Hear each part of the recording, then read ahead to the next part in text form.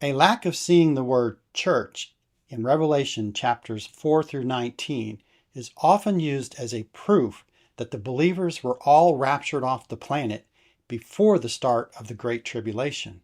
This is not a very strong argument in defense of a rapture of believers before the time of the Great Tribulation. It is based primarily on a misunderstanding of the term church. Let's take a closer look at what Revelation is telling us. First, let's start with how the word church is used in the first 3 chapters of Revelation.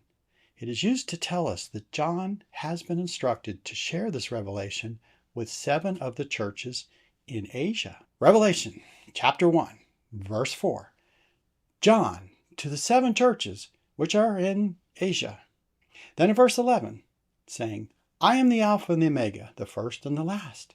And what you see, write in a book, and send it to the 7 churches which are in Asia. And each church is referenced by its location and given a specific message. The purpose of sharing this revelation is referenced in verse 19 of the first chapter. Write the things which you have seen, the things which are, and the things which will take place after this. We also see a specific mention near the end of Revelation, chapter 22, verse 16. I, Jesus, have sent my angel to testify to you these things in the churches. This is how the word church or assembly is used in the book of Revelation. Believers are referenced in several other ways.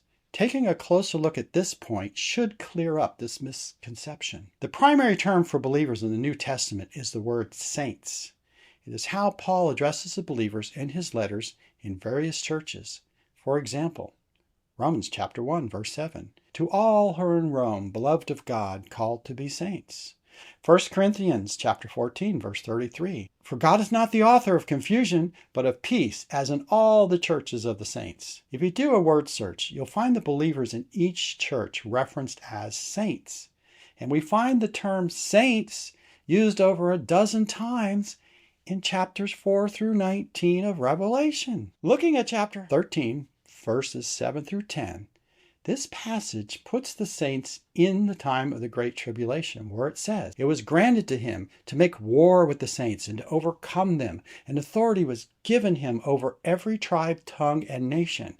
And all who dwell on the earth will worship him, whose names have not been written in the book of life of the Lamb slain from the foundation of the world. If anyone has an ear, let him hear. He who leads into captivity shall go into captivity. He who kills with the sword shall be killed with the sword. Here's the patience and the faith of the saints.